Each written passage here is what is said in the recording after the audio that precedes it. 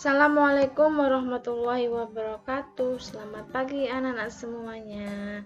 Hari ini kita akan belajar IPS tema 3 tentang pemanfaatan sumber daya alam untuk kesejahteraan masyarakat.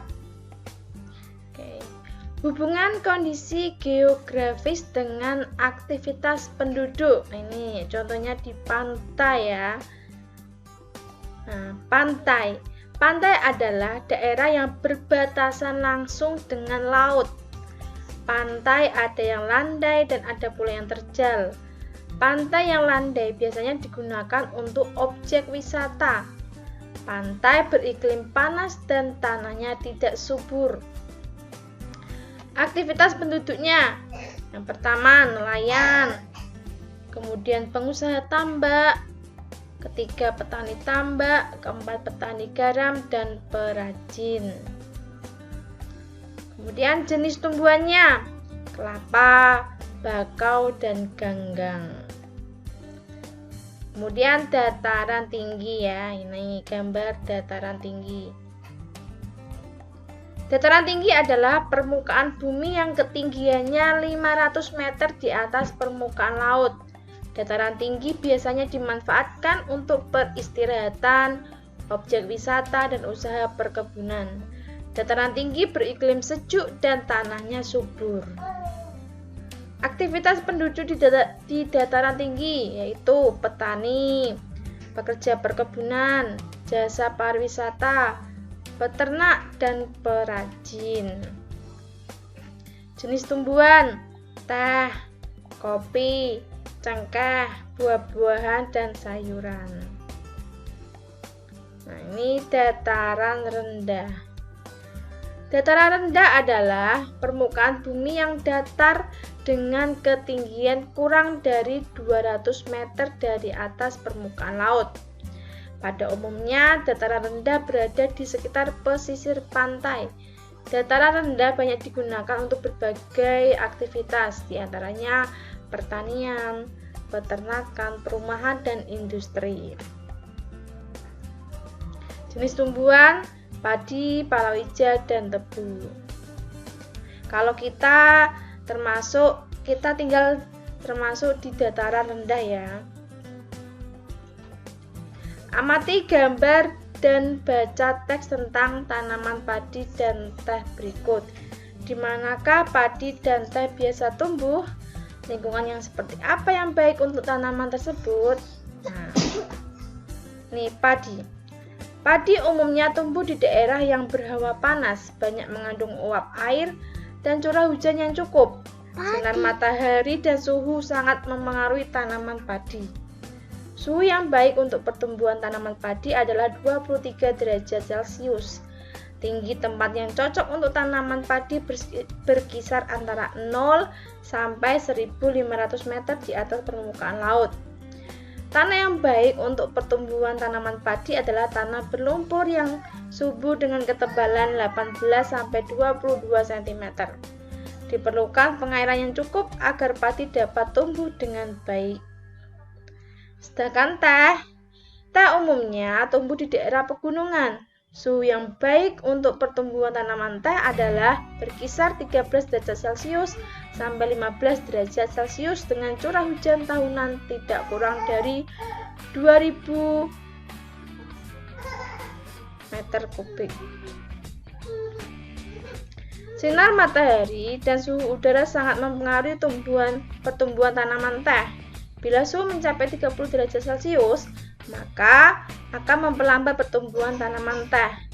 Tanah yang cocok untuk tanaman teh adalah tanah yang subur dan banyak mengandung bahan organik dan biasanya terletak di lereng-lereng gunung atau perbukitan. Hewan yang hidup di dataran tinggi, dataran rendah, dan pantai.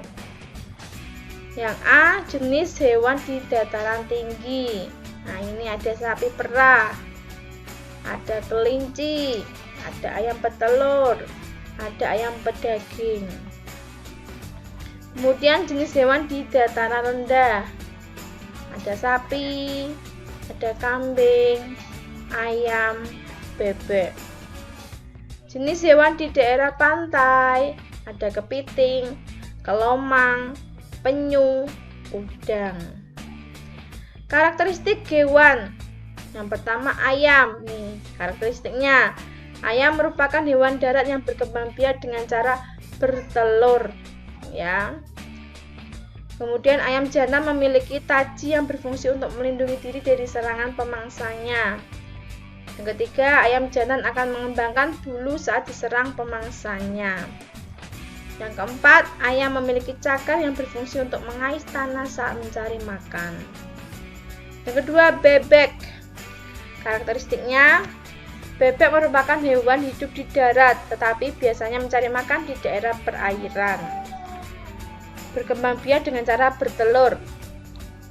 Kemudian, bebek memiliki kaki berselaput yang berguna saat berenang dan berjalan di lumpur agar tidak terperosok. Kemudian bebek memiliki paruh yang berbentuk sudu, berfungsi untuk menyaring makanan di lumpur. Yang keempat, bulu bebek memiliki lapisan minyak yang berfungsi agar tubuhnya tidak basah ketika berenang di air. Yang ketiga, cecak. Cicak memiliki perekat pada telapak kakinya sehingga dapat merayap di dinding atau langit-langit rumah. Cicak juga memiliki lidah yang panjang dan lengket sehingga dapat menangkap serangga. Cicak mempunyai ukuran rata-rata 7 hingga 10 cm. Cicak dapat memutuskan ekornya untuk melindungi diri. Sistem pertahanan diri tersebut dinamakan autotomi. Jenis cicak ada cicak rumah, cicak pohon hijau, dan tokek. Cicak pohon hijau dan tokek mempunyai ukuran yang lebih besar dari cicak rumah. Yang keempat, kelelawar. Karakteristiknya, kelelawar hidup di tempat yang gelap seperti di atap rumah dan gua. Kelelawar mengeluarkan suara dengan frekuensi tinggi.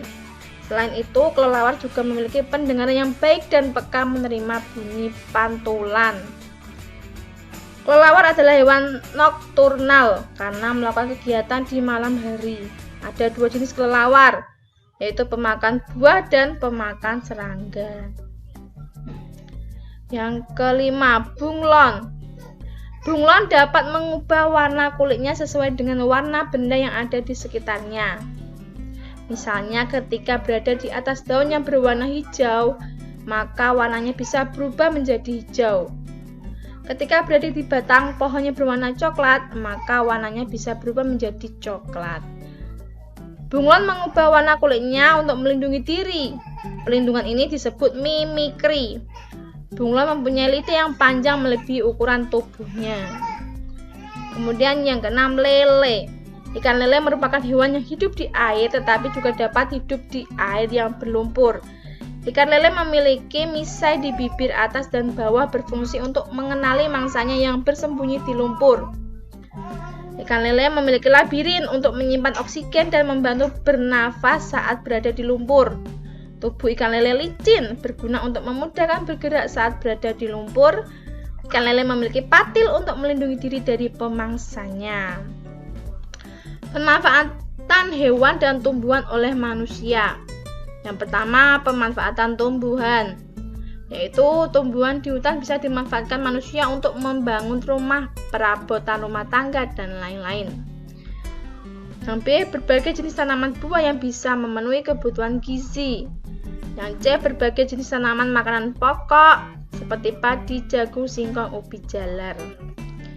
Yang D, berbagai jenis sayuran yang mengandung banyak gizi seperti bayam, sawit, dan kubis. Yang E, tersedia berbagai tanaman rempah-rempah seperti pala, ketumbar, dan lain-lain. Yang kedua, pemanfaatan hewan. A, kerbau bisa dimanfaatkan membantu pekerjaan petani untuk membajak sawah. B, kuda digunakan sebagai alat transportasi seperti andong atau delman. C, ayam dapat diambil daging dan telurnya untuk dikonsumsi dan bulunya untuk dibuat kemoceng.